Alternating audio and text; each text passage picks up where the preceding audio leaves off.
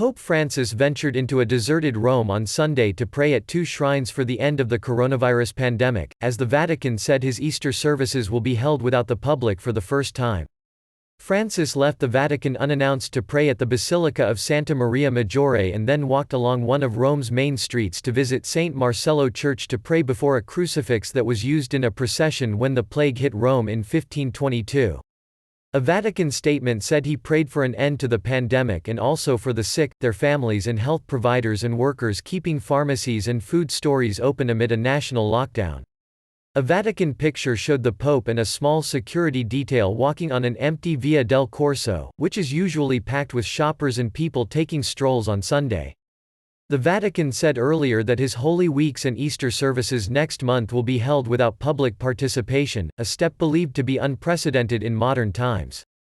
It was not clear how the massive events will be scaled down, but sources said officials were studying ways to hold them in indoor locations, including St. Peter's Basilica and the Sistine Chapel, with small representative groups attending.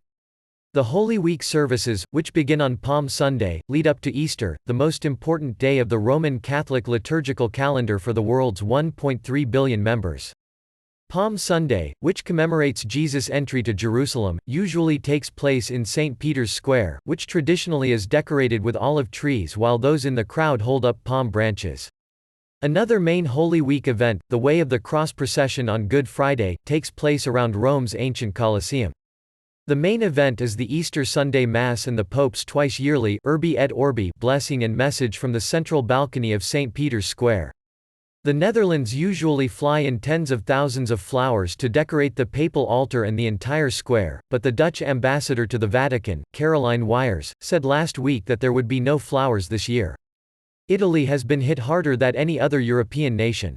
The country's death toll rose to 1,809 on Sunday and the total number of cases rose to 24,747. The Pope, the Vatican, a tiny city-state surrounded by Rome, and the Church in predominantly Catholic Italy have all been forced to modify centuries of tradition because of the coronavirus outbreak.